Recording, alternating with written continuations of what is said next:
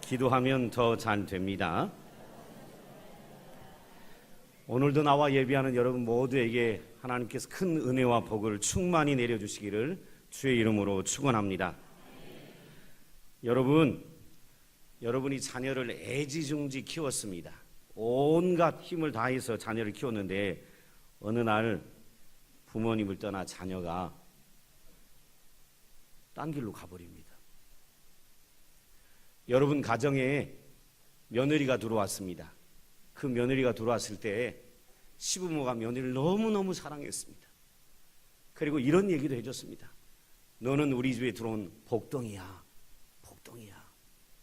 근데 그 며느리가 집을 떠나버렸습니다. 여러분 가정에 어느 분이 선생님이에요. 선생님인데 학교에서 다른 아이들이 많이 있음에도 불구하고 여러 제자 중에 특별히 이 아이에게 온 정성과 수고와 그리고 많은 가르침을 줬는데 그 제자가 스승을 어느 날 떠나버렸습니다. 여러분이 애지중지 돌아봤던 사람들이 여러분을 떠난다면 여러분은 어찌하시겠습니까? 오늘 본문은 바로 그 이야기예요. 오늘 본문은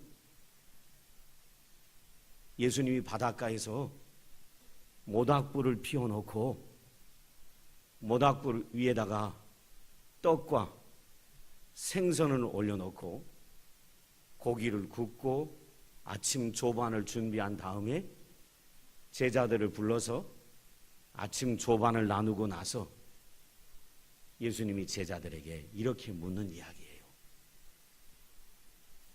요한의 아들 시몬아, 네가 나를 사랑하느냐? 요한의 아들 시몬아, 네가 나를 사랑하느냐? 요한의 아들 시몬아, 네가 나를 사랑하느냐? 라는 세 번의 질문을 던지는 이야기예요. 왜 예수님이 이야기를 하셨을까요? 이것 때문에 그렇습니다. 예수님이 부활하신 다음에 두 번이나 제자들에게 나타나셨어요. 두 번이나 제자들에게 나타나셔서 이런 얘기를 하셨어요.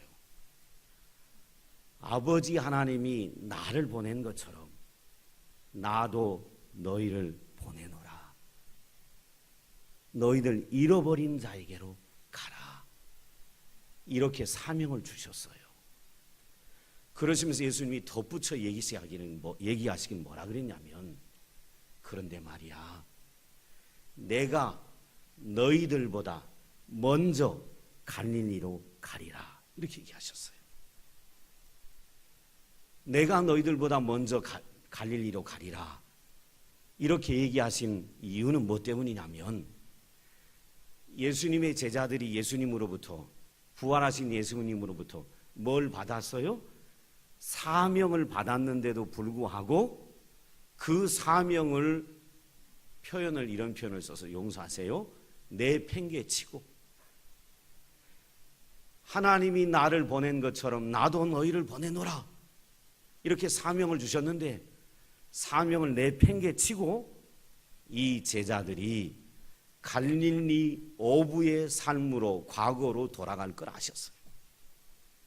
그래서 예수님이 뭐라고 하셨냐면 부활하신 이후에 천사들을 통해 제자들에게 말씀하시기를 내가 먼저 너희들보다 갈릴리로 가리라. 이미 아셨어요. 사명을 다 내팽개치고 다시 어부의 삶으로 돌아갈 걸 아셨습니다. 그래서 예수님이 어느 날 그 갈릴리 바닷가에서 제자들이 이렇게 하는 얘기를 들으셨어요. 베드로가 항상 베드로는 열정적인 사람이라 베드로가 이렇게 얘기합니다. 가자. 나는 물고기를 잡으러 가야 되겠다 하고 그물을 들고 배에다 그물을 싣고 바다로 나갑니다. 그때 나머지 제자들도 우리도 가자 하고 배에 올라타서 갈릴리 바다에 가가 고기를 잡습니다. 밤새 이날 밤에 밤새 고기를 잡아봤는데 한 마리도 고기를 잡지 못합니다. 한 마리도 고기를 잡지 못하여 피곤하여 지쳐서 배를 돌이켜 바닷가로 나오려 할 무렵쯤에 그 시간이 새벽이었습니다. 주님이 바닷가에 계시다가 멀찍이는 제자들을 향하여 이렇게 얘기합니다. 얘들아, 고기를 잡았느냐? 이렇게 물으십니다. 그때 제자들은 아니요, 우리는 한 마리도 잡지를 못했습니다. 그때 다시 주님이 얘기하십니다. 그러면 배 오른편으로 그물을 던져봐라, 이렇게 얘기하십니다. 그때 제자들이요, 그물을 확 오른쪽으로 던집니다. 그리고요, 그물을 당겼는데요, 그물이 안 올라오는 겁니다. 왜냐하면 밤새 고기를 잡으려 했는데도 고기를 한 마리도 잡지 못했는데 주님이 오른쪽으로 던지라고 하자 오른쪽으로 던졌더니 그 그물에 고기가 가득 찬 것이었습니다. 그래서 그 고기를 잡아당기는데 그물이 찢어질 정도입니다. 나중에 그 그물을 올려 잡아당겨서 고기 수를 세봤더니 여러분 몇 마리가 나왔다 그랬죠? 153마리. 그래서 모나미 볼펜 이름이 뭐예요? 153 이렇게 돼 있는 거예요. 모나미 회장이 크리스찬인 거예요. 그래서 여러분도 어디 가서 153만 쓰면 안 돼요. 153만 쓰면 부자가 되는 게 아니에요. 그분은 거기서 피를 받은 모양이지요. 그래서 모나미 볼펜을 만들 때 거기다 153이라고 쓴 모양이지요. 하나님이 복 주셔야 복이 온다, 뭐 그런 의도를 했겠지요. 153이 중요한 건 아닙니다. 고기를 끌어올렸더니 이 배가 가라앉을 정도였습니다. 그때요, 제자 중에 똑똑한 제자 한 사람이 반드시 깨닫습니다. 여러분, 이 갈릴리 바다에서 속된 말로 잔뼈가 굵은 어부들이었습니다. 어디에 고기가 많은지 압니다. 새벽에 어디 가야 그물을 땡기면 고기가 올라온다 압니다. 근데 밤새 고기를 잡으려 했는데 이 탁월한 어부들이 한 마리의 고기도 잡지 못했는데 저 바닷가에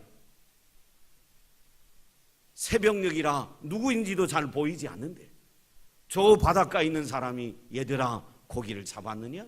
못 잡았습니다.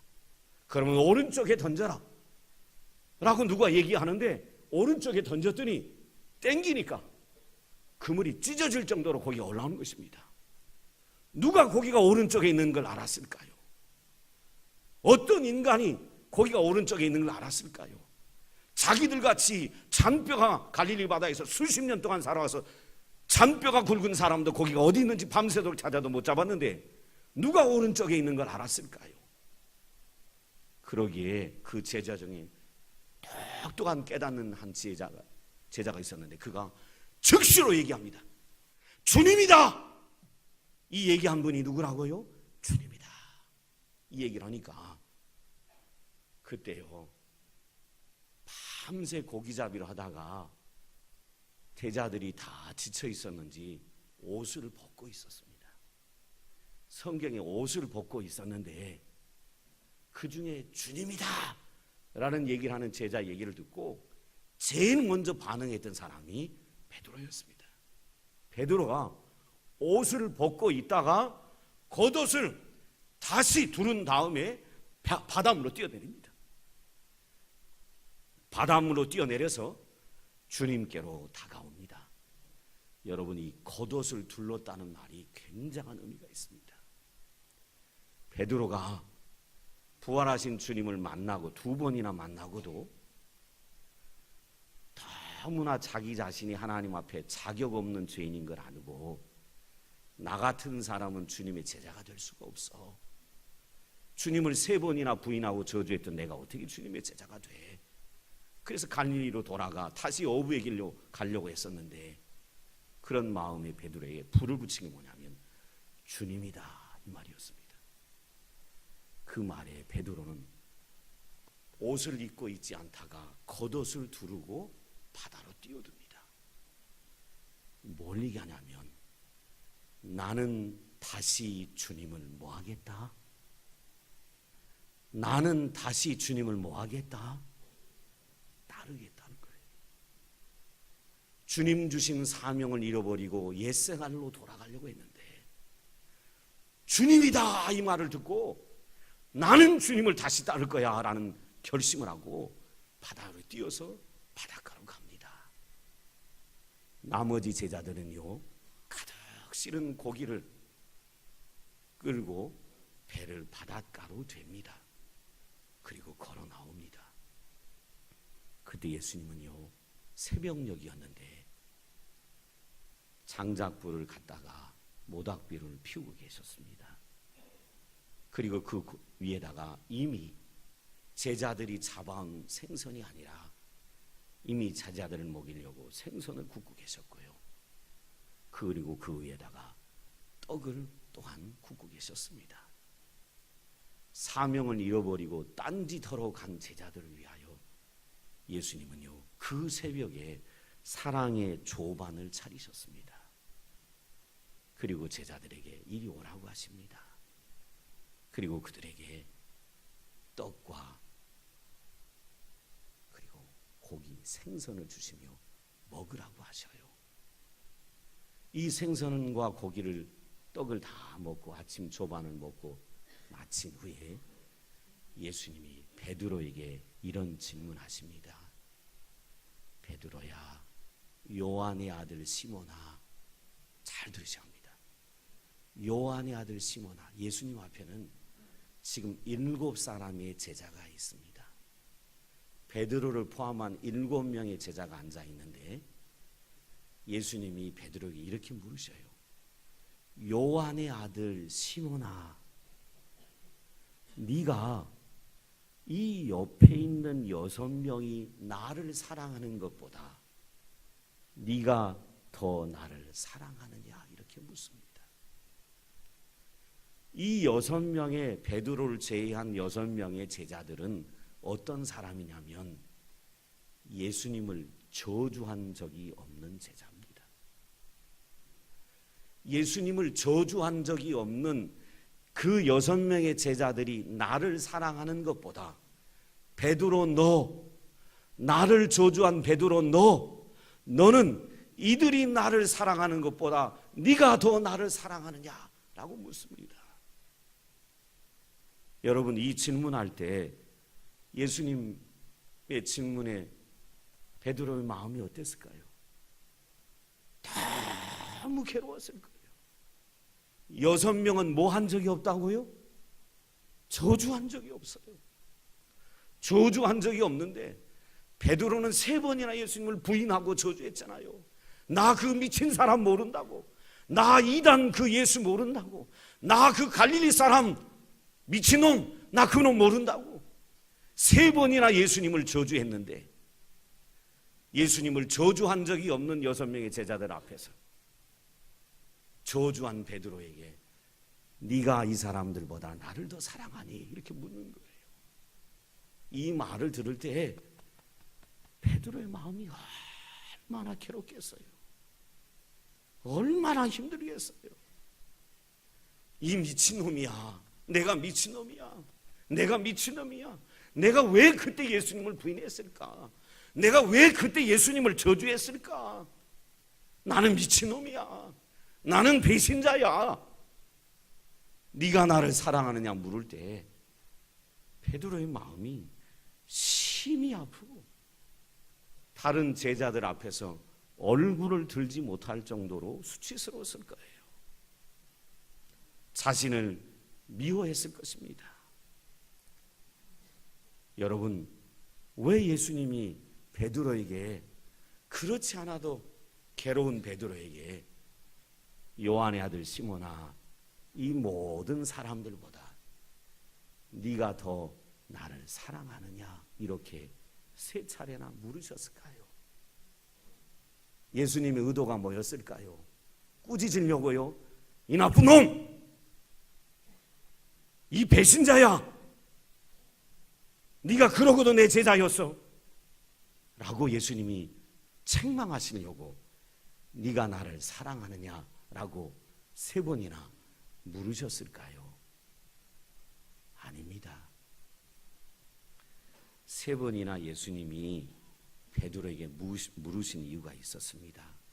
그건 뭐냐면요, 예수님이 이미 베드로가 예수님을 사랑하는 걸 알고 계셔요.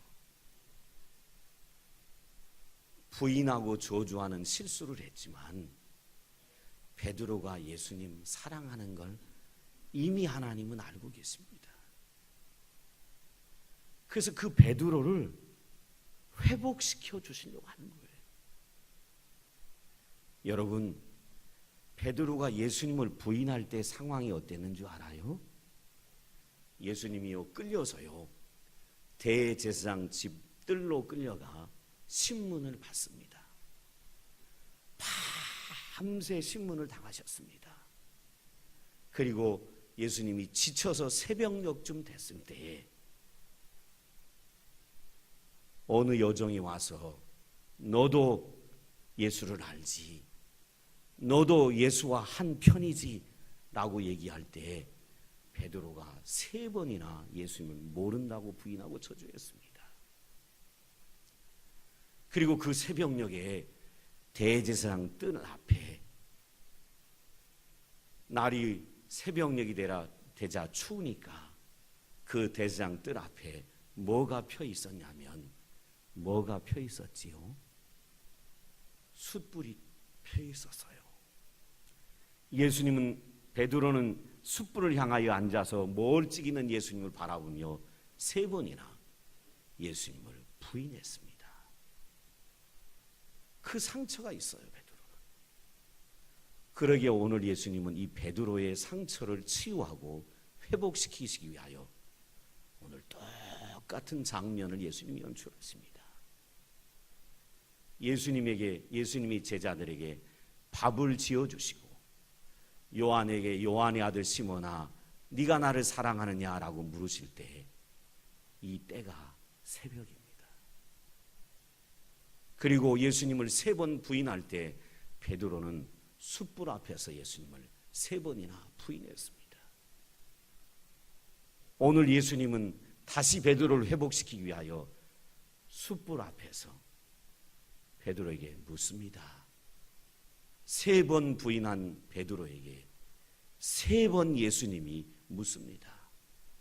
요한의 아들 시몬아, 네가 나를 사랑하느냐?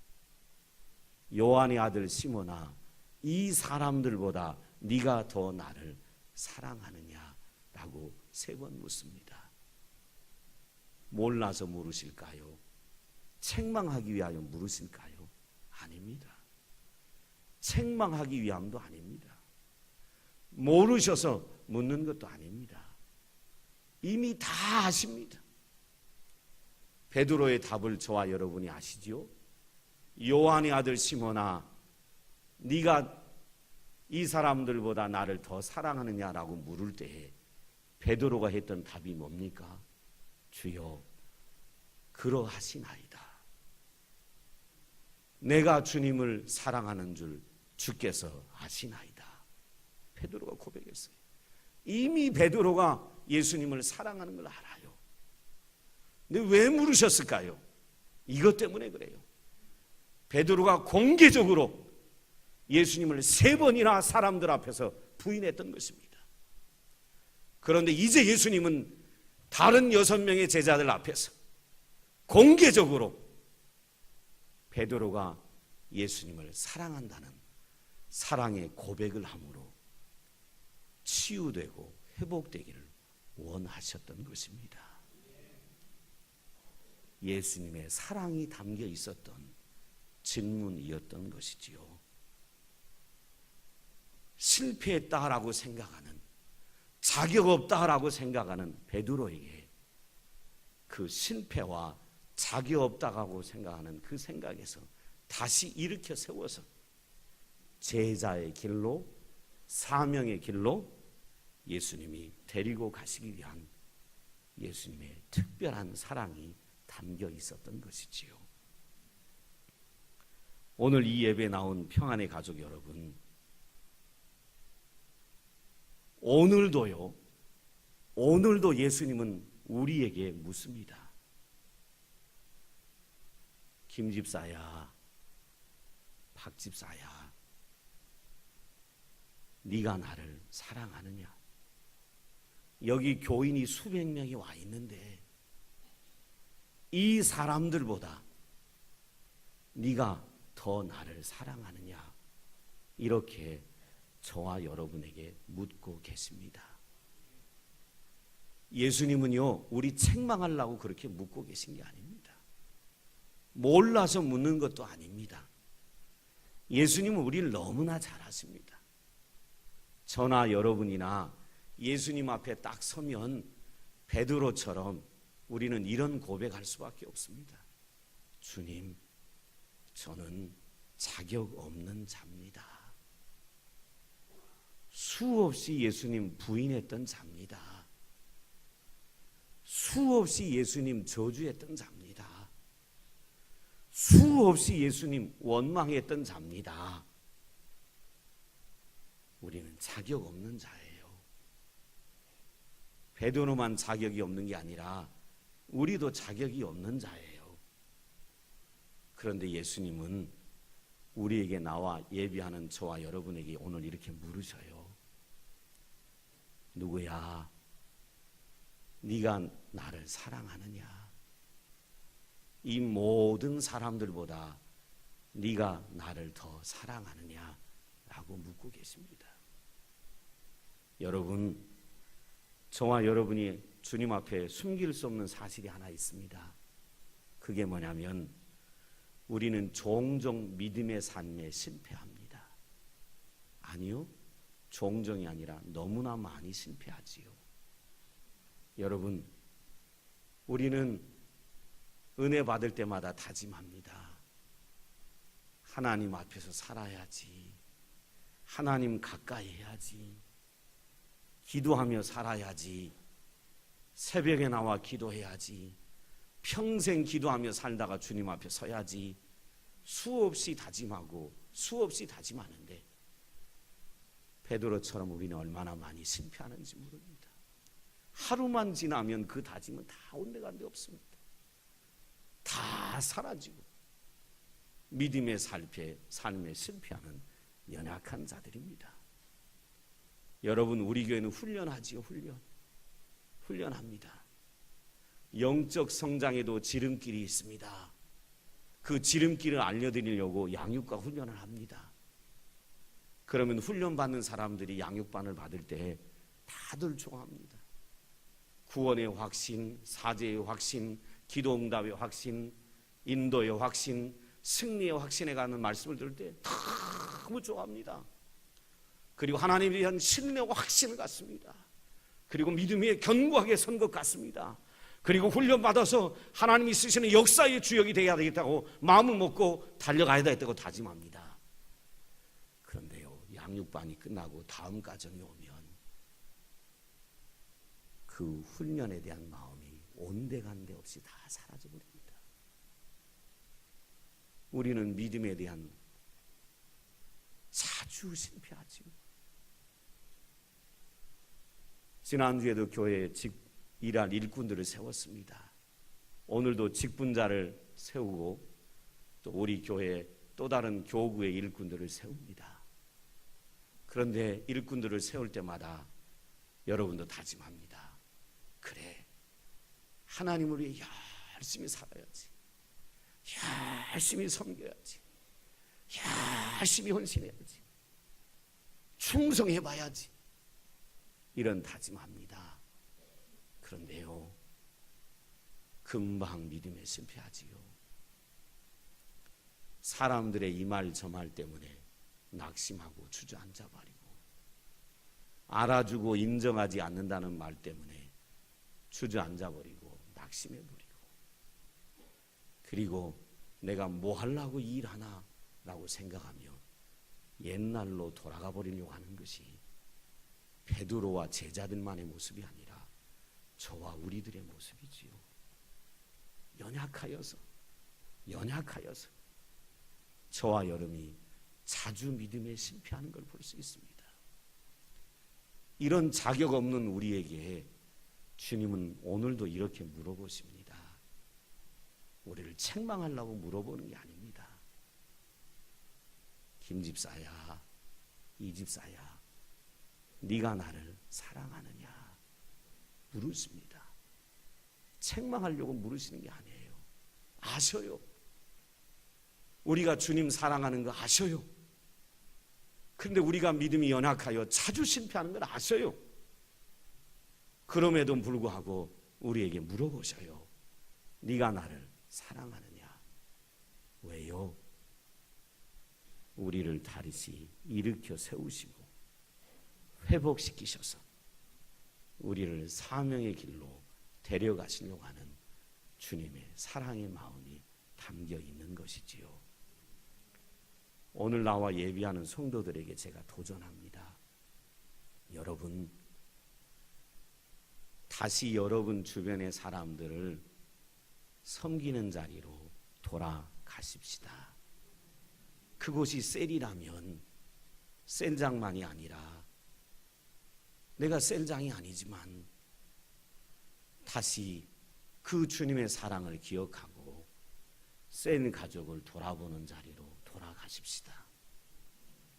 다시 교회를 섬기다가 주저앉아 버린 분이 있다면 이런저런 이유로 믿음에 실패하여서 주저앉아 버린 분이 있다면 다시 교회라는 공동체를 섬기는 자리로 돌아가십시다.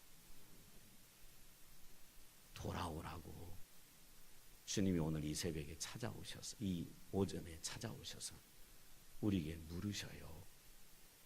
네가 나를 사랑하느냐? 여기 수백 명의 성도들이 있는데 이들보다 네가 나를 더 사랑하느냐 물으십니다. 저는 이 하나님의 물으심에 저와 여러분이 베드로처럼 고백했으면 좋겠어요. 주님, 내가 주님 사랑합니다. 주님이 내가 주님 사랑하는 것 아시잖아요. 이렇게 고백할 수 있는 평안의 가족들 되시길 주의 이름으로 축원을 드립니다. 기도하겠습니다. 아버지 하나님, 실패한 제자를 버리지 아니하시고 끝까지 찾아가셔서 그에게 사랑의 조반을 차려주시며 네가 나를 사랑하느냐고 그를 회복시키셔서 다시 제자의 길을 걷게 하시려는 주님의 사랑을 오늘도 보고 듣게 하시니 감사합니다. 주님이 베드로와 다른 제자들뿐만 아니라 우리에게도 찾아오셔서 네가 나를 사랑하느냐, 네가 나를 사랑하냐고 주님이 부르시는 사랑의 음성을 들려주시는 이 음성을 듣고 반응하는 우리 평안의 모든 가족들이 되도록 도와주시옵소서. 예수님의 이름으로 기도드리옵나이다. 아멘. 찬송가 310